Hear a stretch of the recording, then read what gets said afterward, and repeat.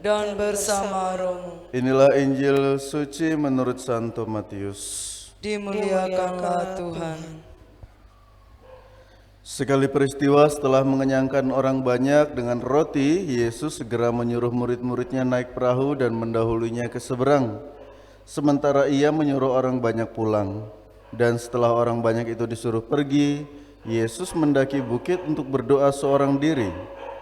Ketika hari sudah malam, ia seorang diri di situ. Perahu dan para murid sudah beberapa mil jauhnya dari pantai dan diombang-ambingkan gelombang karena angin sakal. Kira-kira jam 3 malam, datanglah Yesus kepada mereka berjalan di atas air. Melihat dia berjalan di atas air, para murid terkejut dan berseru, "Itu hantu!" Dan mereka berteriak ketakutan.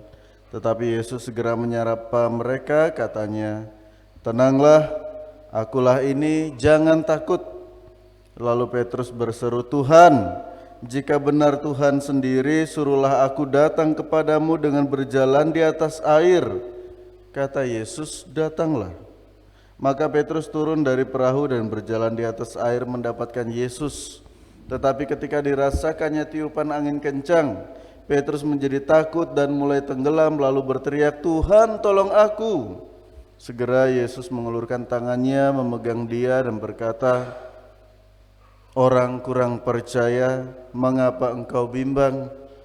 Keduanya lalu naik ke perahu dan redalah angin.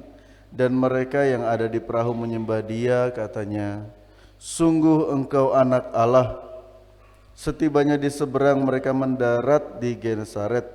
Begitu Yesus dikenal oleh orang-orang setempat, mereka memberitahukannya ke seluruh daerah. Maka semua orang sakit dibawa kepadanya. Mereka memohon supaya diperkenankan menjamah jumbai jubahnya, dan semua orang yang menjamah dia menjadi sembuh. Demikianlah sabda Tuhan. Terpujilah Kristus. Suruhlah aku datang kepadamu dengan berjalan di atas air. Saudara-saudariku yang dikasihi Tuhan, sebagai umat beriman yang terkadang masih kurang puas terhadap apa yang kita hidupi, apa yang kita terima, apa yang kita miliki, kita pun mungkin punya pengalaman untuk menantang Tuhan dalam hidup kita.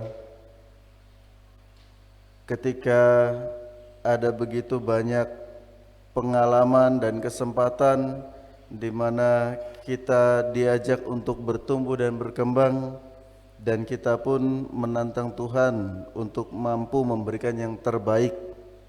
Meski demikian, dalam hati kecil masih tersirat keraguan-raguan. Maka dalam perjalanan kita pun menghadapi berbagai tantangan. Dan pada saat kita menerima tantangan itulah kita diuji apakah kita tetap bisa percaya kepada Tuhan. Menarik dua sisi yang diperlihatkan dalam bacaan Injil hari ini, di mana Petrus yang adalah murid Tuhan, namun ia masih memiliki keraguan-raguan, sehingga perlahan ia mulai tenggelam, terutama ketika ia merasakan tiupan angin kencang menerpa.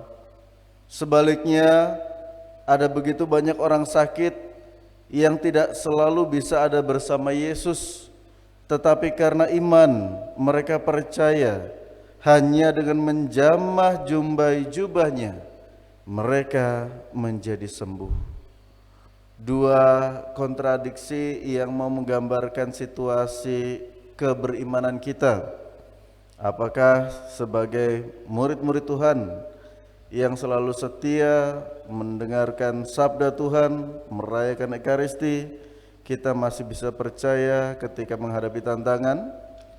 Ataukah seperti orang-orang sakit yang tidak selalu bersama Tuhan tetapi yakin percaya Tuhan akan memberikan pemulihan? Semoga melalui bacaan suci hari ini kita dikuatkan kembali sebagai murid-murid Tuhan bahwa Tuhan tidak akan meninggalkan kita sebagai anak-anaknya. Dimuliakanlah Tuhan kini dan sepanjang masa. Amin.